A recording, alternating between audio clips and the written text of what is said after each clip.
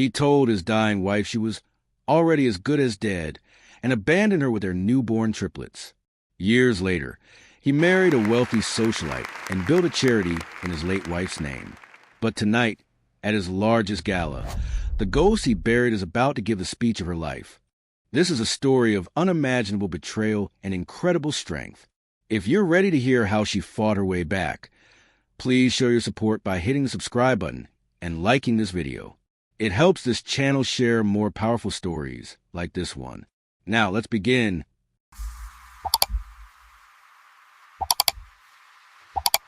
The air in the doctor's office was still and cold, smelling of antiseptic and quiet despair. It was too quiet a place for a woman whose life had recently been filled with the beautiful, chaotic noise of 3 newborn babies. Elara Vance sat on the edge of the exam table, the thin paper crinkling beneath her. One hand rested on her stomach, a hollow ache that had nothing to do with hunger. The other gripped the metal edge so tightly her knuckles were white. In a stroller beside her, her triplets, Liam, Sophia, and Noah, slept in a peaceful, oblivious heap, just months old. Their soft, milky breaths were the only sound keeping her anchored. The doctor's words hung in the air between them, sharp and final. Stage 2 cervical cancer. The phrase echoed in her mind, but her brain couldn't seem to catch up with its meaning. It was like trying to grasp smoke. She heard the doctor continue. Treatment options, aggressive chemotherapy, survival rates, but it was all just a distant hum. All she could focus on was a tiny, perfect curl of Sophia's fist. How was she supposed to fight for her life when her body was already so dedicated to sustaining theirs? The nights were endless, a blur of feedings and diapers and rocking. She was so tired, and now this. The door burst open. Marcus strode in, a whirlwind of expensive cologne and crisp ambition. His suit was tailored, his watch a flash of gold on his wrist. He offered the doctor a practiced, concerned smile that didn't quite reach his eyes before rushing to her side. "Elara, my love," he said, his voice a low, urgent whisper. "I came as soon as I could. What is it? What did he say?" She looked up at him, searching the face of the man she married, the man who had held her hand through a difficult pregnancy, who had promised her a lifetime of sickness and health. She saw the handsome lines of his face, but for the first time they looked like a mask. "It's cancer, Marcus," she whispered, the words scraping her throat raw. "Stage 2. It's serious. But they say it's treatable. We caught it early, but it's going to be hard. I'll need so much help with the babies, with the house." He stepped back as if she'd pushed him. The concern on his face melted into something else. Annoyance. Inconvenience. As if she'd just told him she'd crashed his favorite car. "Jesus, Elara," he breathed out, running a hand through his perfectly styled hair. He started to pace the small room. This is a lot to process. Her heart, already fragile, cracked a little. "I know it is, but I can fight this. I need you. I need us to be a team." "Yeah," he said, but his voice was distant, his eyes already looking past her, calculating. "Yeah, of course. We'll fight it. Together." But she saw the truth in the way he couldn't meet her gaze. It wasn't fear for her. It was a calculation, a reassessment of his assets and liabilities. And in that moment, she felt the first icy trickle of true dread. That night, his side of bed was cold and empty. He'd mumbled something about a late work emergency, a deal that couldn't wait. Elara sat in the nursery at 2 a.m., rocking a fussy Liam, trying to swallow back the tears. She told herself he was stressed, that this was overwhelming for him. 2, that the man she loved was still in there, just scared. But the weeks that followed proved her wrong. They were a miserable blur of nausea, exhaustion, and aching bones. The chemo ravaged her. Her hair began to fall out in clumps, leaving a pale, vulnerable scalp. Some days, the weakness was so profound she couldn't lift a baby from their crib. And Marcus became a ghost in his own home. He left before dawn, came home long after dark, his phone always glued to his hand, a constant, silent barrier between them. "Marcus, I need you," she pleaded one morning, her voice thin and reedy. She could barely hold a bottle to feed Noah, her arms trembling with the effort. "I'm drowning here." He didn't even look up from his phone. "You think I'm not dealing with things too? I'm out there working myself to bone to keep a roof over our heads while you lie in bed all day." The words were a physical blow. "I'm not lying in bed," she said, the whisper barely audible. "I'm sick. You know that." "You're always sick now," he muttered under his breath, but the room was so quiet she heard it perfectly. The crack in her heart widened into a chasm. He insisted they go to church that Sunday. "We need to show face," he'd said, his tone leaving no room for argument. In the pew, he was a picture of devotion, clutching her hand, his thumb stroking her skin. When the pastor asked for prayers for the ill, Marcus stood up, his voice strong and clear. "Please," he said, his eyes glistening with manufactured tears. "Pray for my brave wife, Elara. She's battling cancer with everything she has." The congregation erupted in sympathetic murmurs. A woman behind him leaned forward and squeezed Elara's shoulder. "You're so lucky to have a man like him," she whispered. Elara nodded, a tight, painful smile on her lips. But inside, she was splintering, because the night before, she'd seen the text on his phone, lit up on the bathroom counter. "I miss you already. Can't wait to see you again." And she wanted to believe it was a mistake, a wrong number. But when she checked again the next day, the message was gone, deleted. The final piece of her hope shattered a few days later. Marcus came home with a new shirt, the silk label glaringly expensive. "Is that new?" she asked, balancing a crying Sophia on her hip. He glanced at her, his eyes flicking over her with something like disdain. "Yeah, business meeting. You wouldn't get it." He walked away, and the scent of his cologne and something else, a faint, unfamiliar perfume, lingered in the air behind him. It was her old friend Mia, who finally gave her the courage to see it. Mia, a nurse, had come over to help, her no-nonsense energy a comfort. "I think he's cheating," Elara confessed, the tears she'd been holding back for weeks finally breaking free. Mia didn't flinch. She just put down the baby blanket. She was folding and took Elara's hand. "You're not crazy, Laura. You've always had a gut for these things. But what if I'm just paranoid? The sickness, the stress." "Paranoia," Mia said firmly, "doesn't delete text messages. And if he's walking out on you now, while you're fighting for your life, then he was never worth it to begin with." 2 nights later, the truth came crashing down. Thirsty and weak, Elara crept downstairs for a glass of water. She heard Marcus's voice in the living room, low and sharp.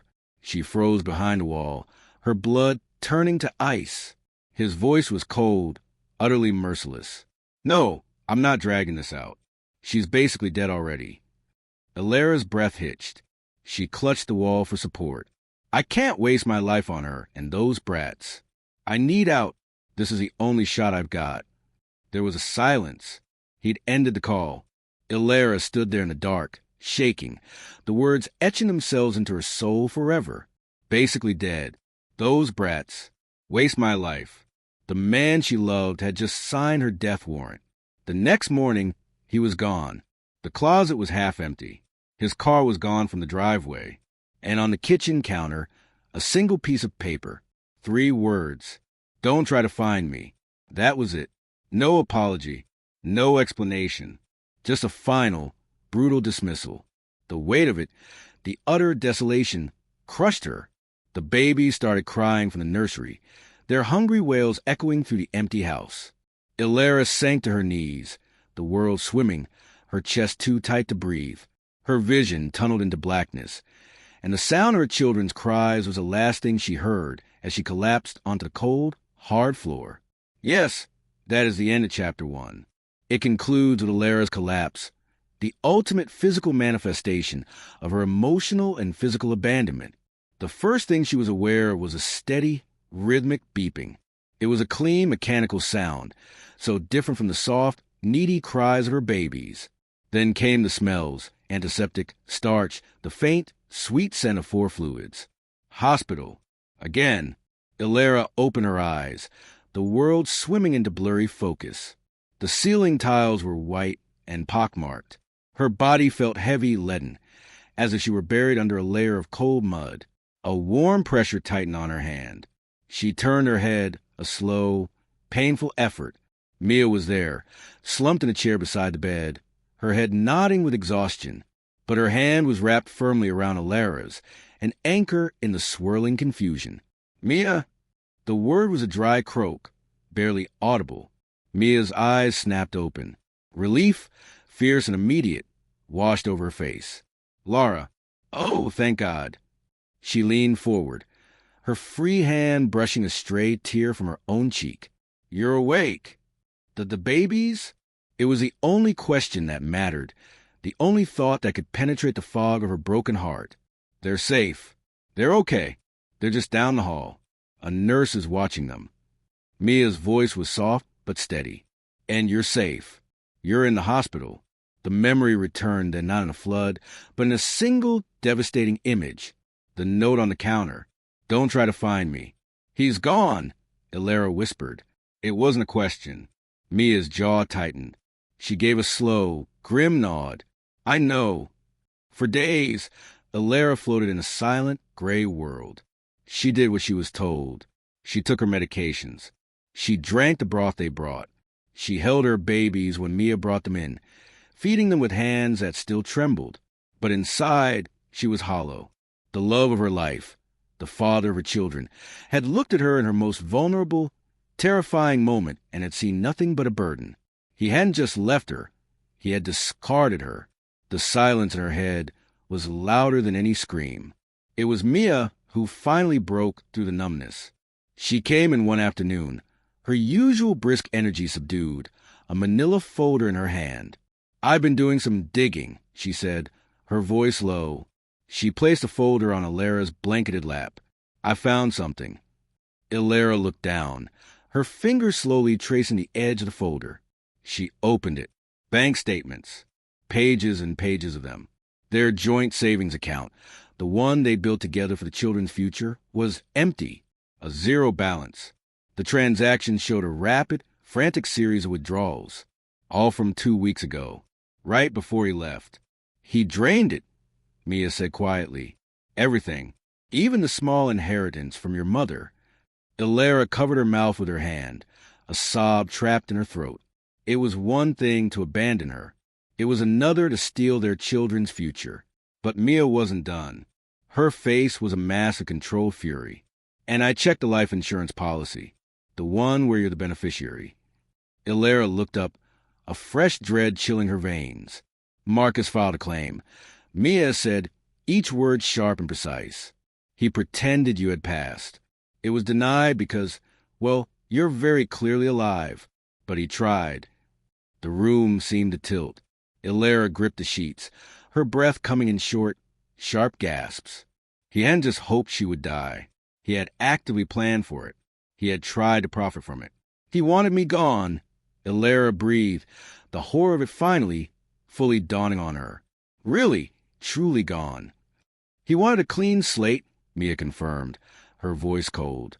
"No wife, no kids, just money and freedom." The hollowness inside Elara began to fill, not with sadness, not yet, but with something harder, something colder, a core of solid, unyielding steel. Over the next few weeks, as she regained her strength, the pieces of Marcus's deception fell into place. Mia, using her contact at the hospital, discovered the full, grotesque extent of his lies. Before he vanished, Marcus had systematically poisoned every well. He'd called her relatives, her friends, telling them she was unstable, refusing treatment, impossible to reason with. He'd built a narrative of a woman coming unglued, so that when he delivered his final act, they would believe him. He told them all she had died. He held a funeral. Mia learned of it through an old colleague. It was small, private. Marcus had stood before a priest, one of their babies, her baby, in his arms for dramatic effect. He'd cried. He'd told them all she had passed peacefully. He'd claimed he'd done everything he could to save her. "He buried me alive?" Elara asked, the word sounding foreign and strange. Mia nodded, her expression grim. "He's got everyone fooled. The man deserved an Oscar." The news that followed was a final, cruel twist. It popped up on a society blog Mia showed her on her phone. Lavish photos of a wedding. Marcus, handsome and smiling in a tailored tuxedo.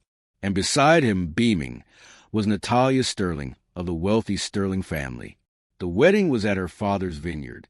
Her dress probably cost more than Elara's entire stolen inheritance. But the caption was what made the air leave Elara's lungs. Marcus Thorne, widowed father Triplets, finds love again after unimaginable heartbreak. He hadn't just moved on. He had built a palace on her grave, using her name as a cornerstone. That night, after Mia had gone home and the babies were asleep, Elara stood in front of the small bathroom mirror in her hospital room. She barely recognized the ghost staring back. Pale, sunken cheeks, eyes shadowed with pain and betrayal. A bare scalp where her hair used to be. She should have been furious. She was. But the fury was a quiet, simmering thing, banked by the overwhelming need to protect her children. "I want to fight," she told Mia the next day. "I want to burn it all down." "I know you do," Mia said. "But if you show your face now, he'll take them. He has power, connections, money. He could twist it all, say you're unstable, unfit. He could take the kids." The thought was more terrifying than cancer.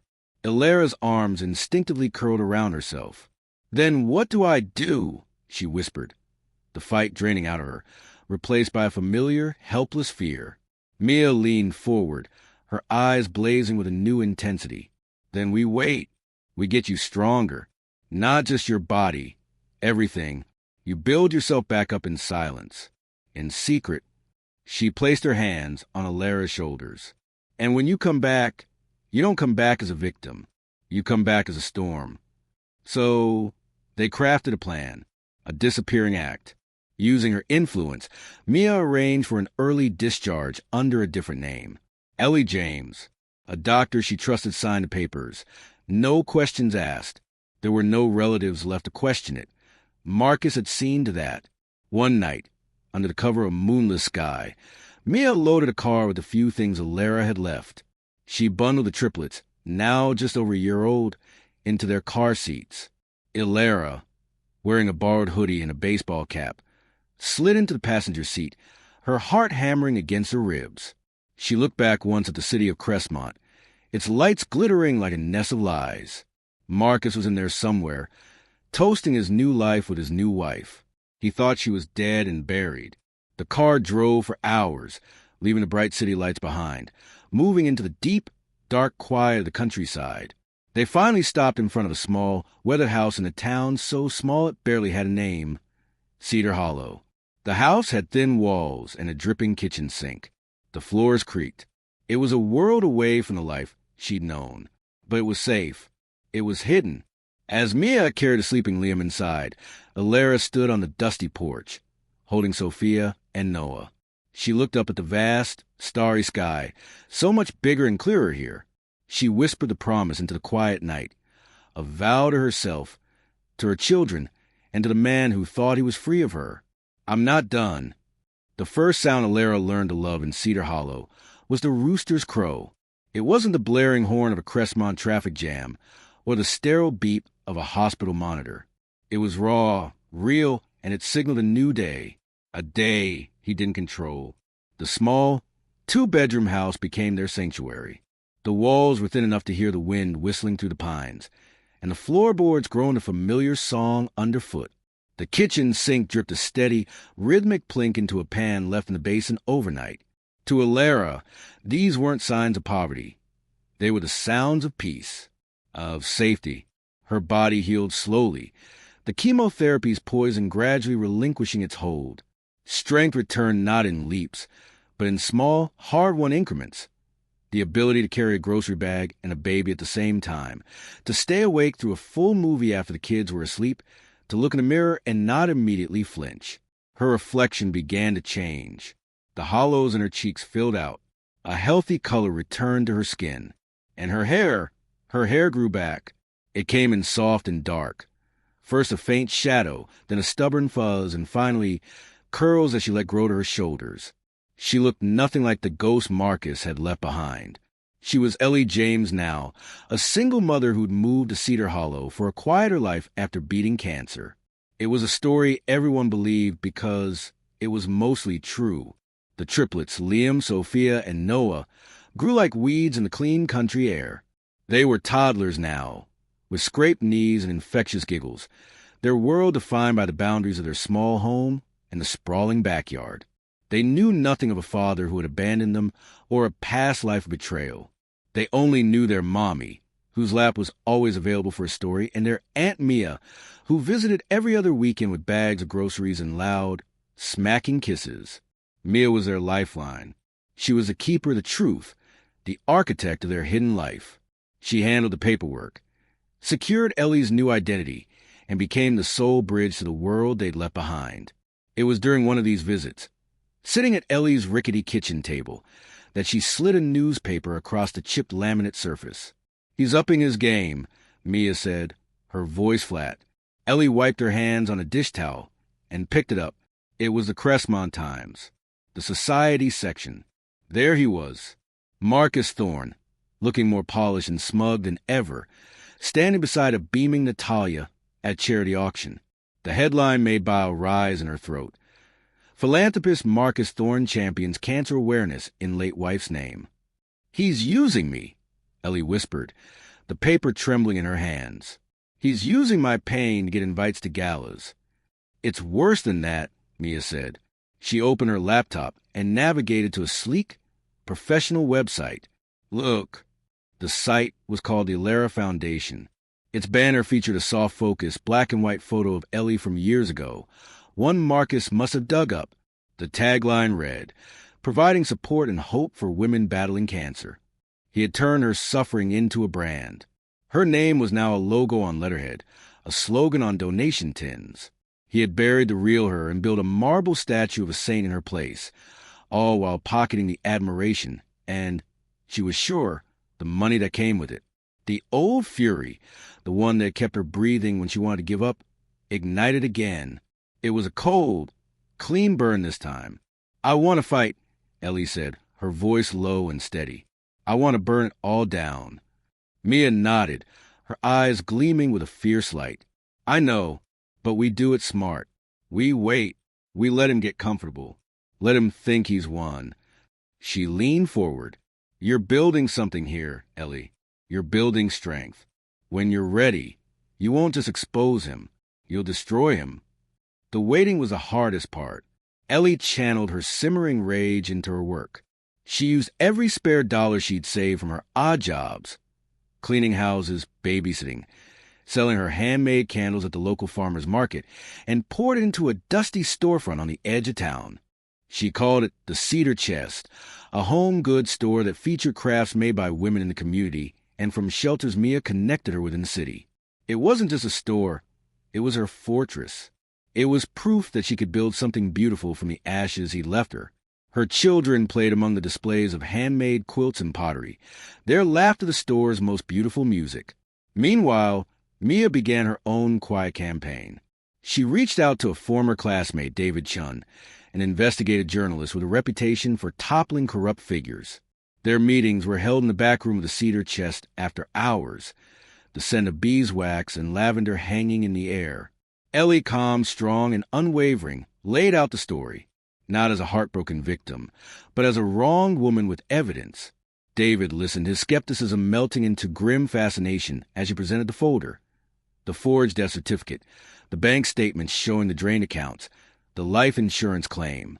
"You're Elena Thorne?" he finally asked, his professional composure cracked. "Legally, I'm Ellie James," she said, her gaze not wavering. "But yes, the woman in that foundation's logo. She's me, and she's not dead."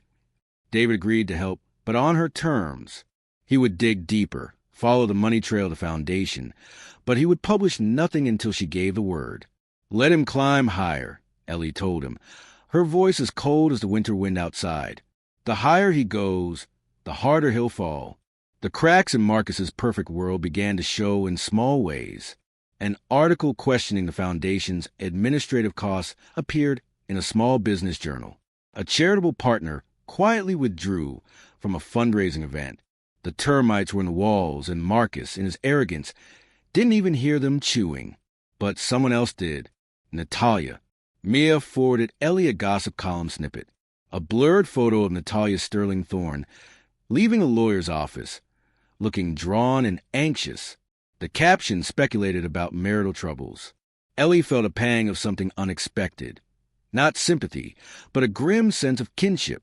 Natalia was another woman caught in Marcus's web.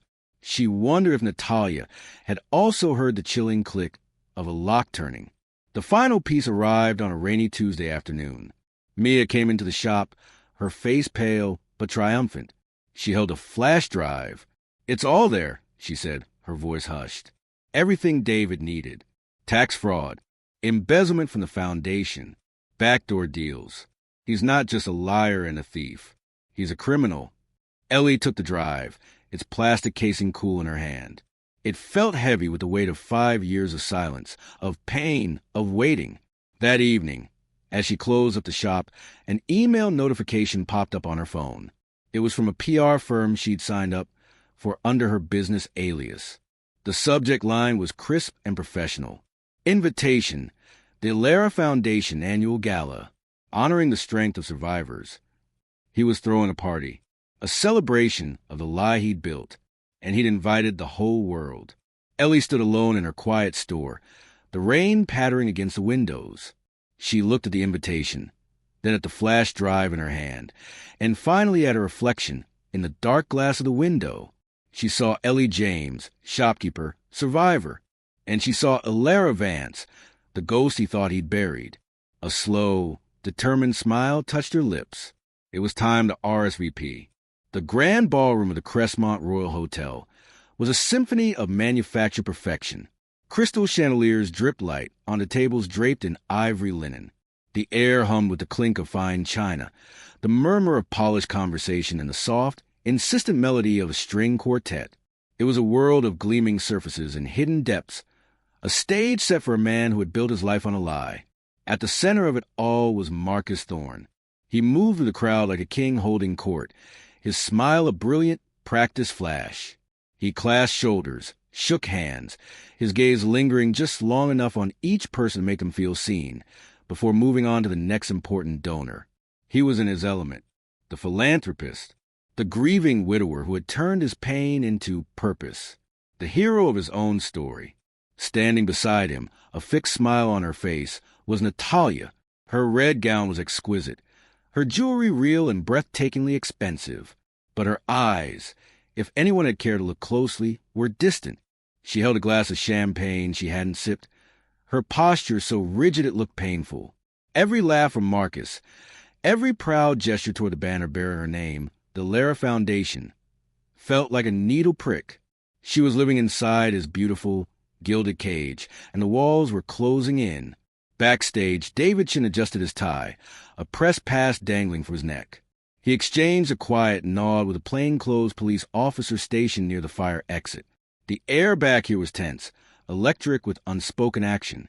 The story was written, the evidence compiled. The net was ready. All that was missing was the signal. And miles away, in a quiet house in Cedar Hollow, Ellie James kissed her 3 children goodnight. They were sleepy and warm, smelling of soap and innocence, completely unaware of the earthquake their mother was about to unleash. "Be good for Aunt Mia," she whispered, smoothing Sophia's hair. "Where you going, Mommy?" Liam asked, yawning. "To finish an old story," she said softly, her heart aching with love so fierce it gave her courage. "So we can start a new one." Downstairs, Mia handed her a simple garment bag. "It's time." The drive back to Crestmont was a blur of dark roads and swirling thoughts. Elara didn't feel like Ellie James, the quiet shopkeeper. She didn't quite feel like Elara Vance, the broken victim. She was something else now, a force of reckoning. At a hotel across town, she changed. The dress was not extravagant, but it was elegant and severe in its simplicity. Black, sleek, it spoke of power, not partying. She looked at her reflection one last time. The woman staring back had eyes that had seen the bottom of despair and had climbed her way out. She was ready.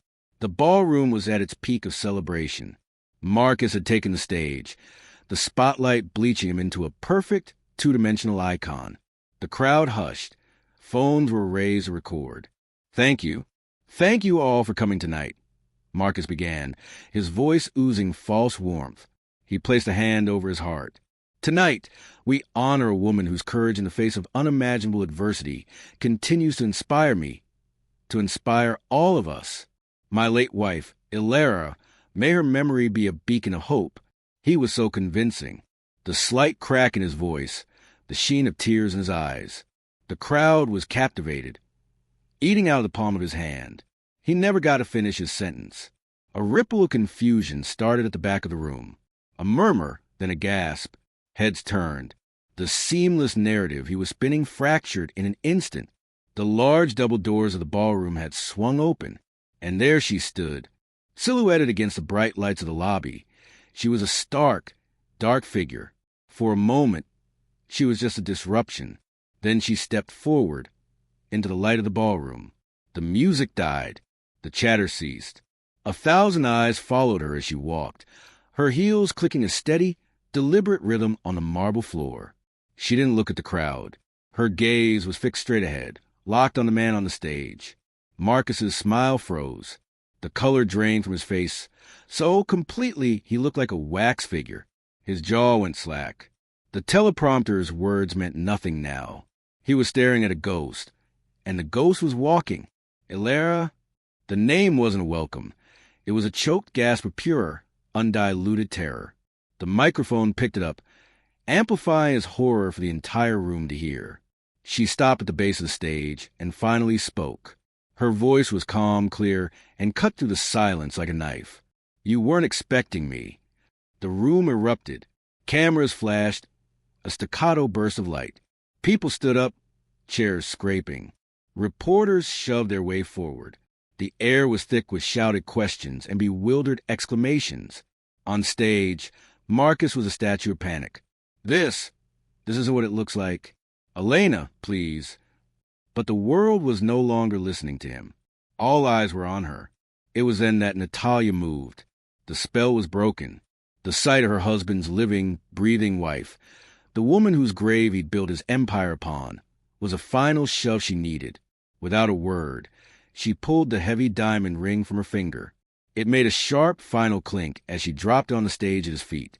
Then, holding her head high, she walked down the steps and disappeared into the crowd, never looking back. Elara didn't watch her go. Her eyes were still on Marcus. She ascended the stage, each step measured and sure. She took the microphone from its stand, her movements graceful and deliberate. "Good evening," she said, and the room fell silent again, captivated by the quiet power in her voice. "I am Elara Vance, not the memory you're here to honor, not the face on the banner. I am the woman he left to die, the woman he buried alive on paper." She held up a small, sleek flash drive. "On this drive, you will find proof that Marcus Thorne forged my death certificate, stole my inheritance, and attempted to collect my life insurance while I was fighting for my life in a hospital, caring for our infant children." She turned her devastatingly calm gaze back to Marcus, who was shaking his head, mute with shock. "He abandoned us. He stole from us. And then he built this," she gestured around the glittering room, "this charity in my name, not to help others, but to launder his reputation and his stolen money." The crowd's murmurs turned into a roar of outrage. A woman shouted, "Is it true?" Another yelled, "Answer her." Marcus found his voice, a desperate, wheedling tone. "She's lying. She's unstable. She's been ill." His words were cut off as David Chin stepped out from the wings, a police officer moving beside him. "I think the evidence speaks for itself, Mr. Thorne," David said loudly for the benefit of the cameras. The officer stepped forward. "Marcus Thorne, you are under arrest for fraud, identity theft, forgery, and embezzlement." The final, perfect justice of it was that it happened under the spotlight. The cameras captured every second. The dawning horror, the flash of handcuffs, the way his proud shoulders finally slumped in defeat as he was read his rights. He was led off the stage, not as a hero, but as a common criminal, his empire of lies crumbling around him in the most public way imaginable. The ballroom was in chaos, but as the officers led Marcus away, a strange quiet fell over the crowd. All eyes turned back to Elara. She stood alone at the center of the stage, the spotlight now hers alone. She looked out at the sea of stunned, ashamed, and sympathetic faces. She didn't smile. She didn't cry. She simply spoke her truth one last time. "You left me to die," she said, her voice soft but carrying to every corner of the room. It was no longer an accusation for him. It was a statement of fact for them. "But I didn't. I lived. I raised the children you toss aside. We didn't need your name. We found our own strength." She took a deep breath, her composure finally wavering just enough to show the real, raw emotion beneath. "I'm not here for revenge.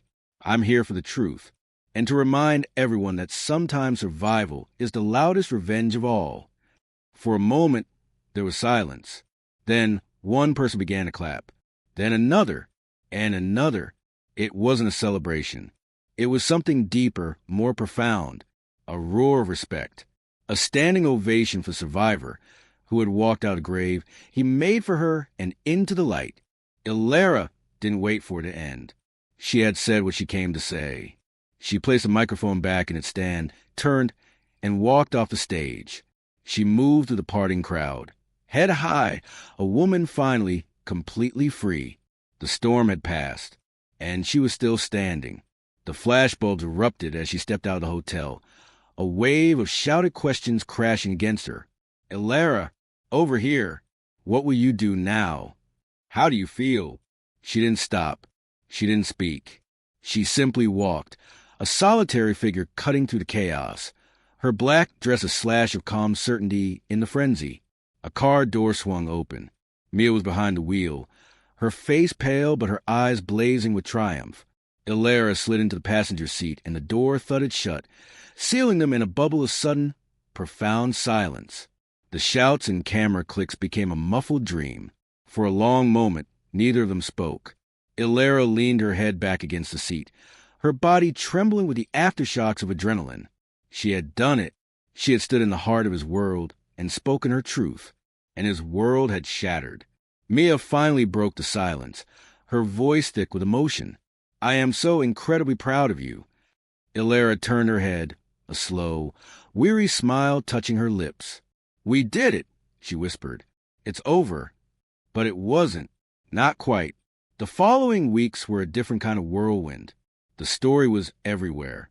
David Chen's article was a masterclass of investigative journalism, laying out the entire sordid tale with cold, hard evidence. The video of Marcus's arrest at his own gala went viral, a modern-day parable of hubris and downfall. The legal proceedings began with dizzying speed. With the evidence Mia and David had compiled, Marcus had no leg to stand on. He was denied bail, his assets frozen. The Elara Foundation was dissolved, its remaining funds funneled into legitimate cancer charities under court supervision. One sunny afternoon, a formal envelope arrived at the little house in Cedar Hollow. It contained a check, a large one. The court ordered restitution of every dollar Marcus had stolen. Her inheritance, their savings, even a calculation of lost wages, all with interest.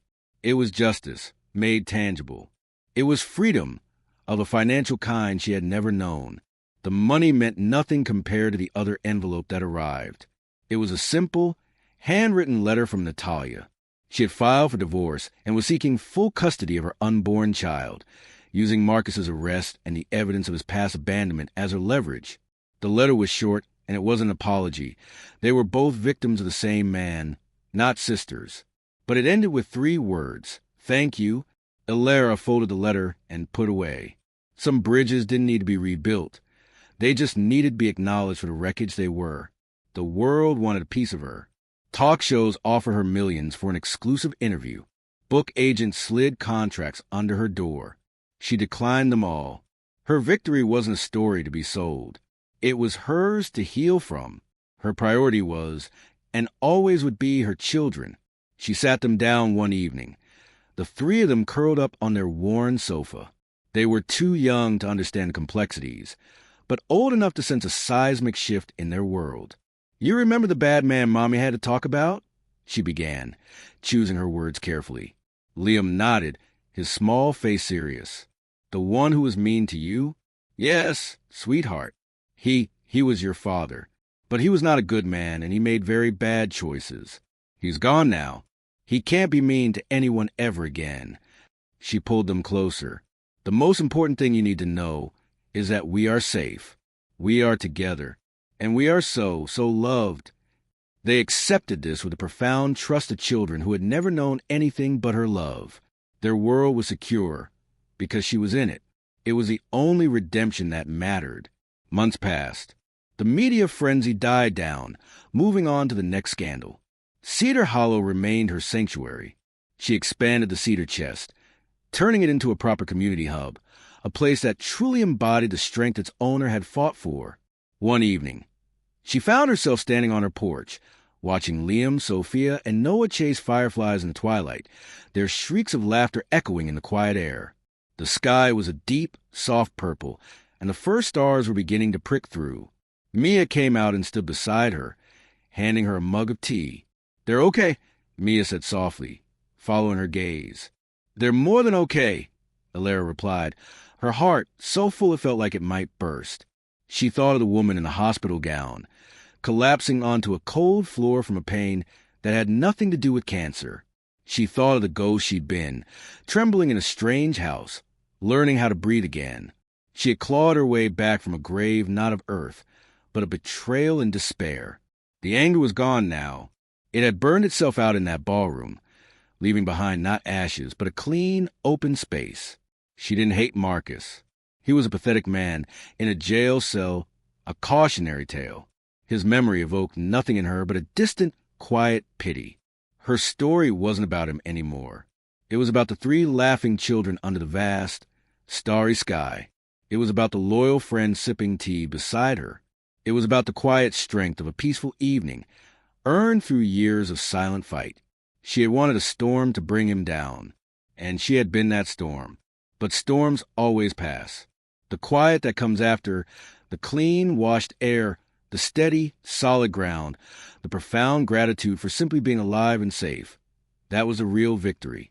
It was a victory no one could see on the news or read in a court transcript.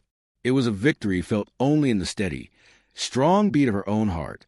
Elara Vance took a deep breath of the cool night air, smelling of pine and damp earth. She listened to the sound of her children's joy. She was no one's ghost. She was no one's victim. She was just a mother, standing on her own porch, home. And so, Elara found her peace, not in his downfall, but in her children's laughter and her own hard-won freedom. Her story is a testament to the resilience that lives in so many. If this story moved you, remember that strength is a choice we make every day. By subscribing to this channel and turning on notifications, you join a community that believes in sharing hope and building a future for women and children everywhere. Your support helps us tell these important stories. Let us know in the comments where you're watching from and what part of Elara's journey hit home the most. And if you haven't already, please give this video a like. It truly helps us reach more people. Thank you for listening.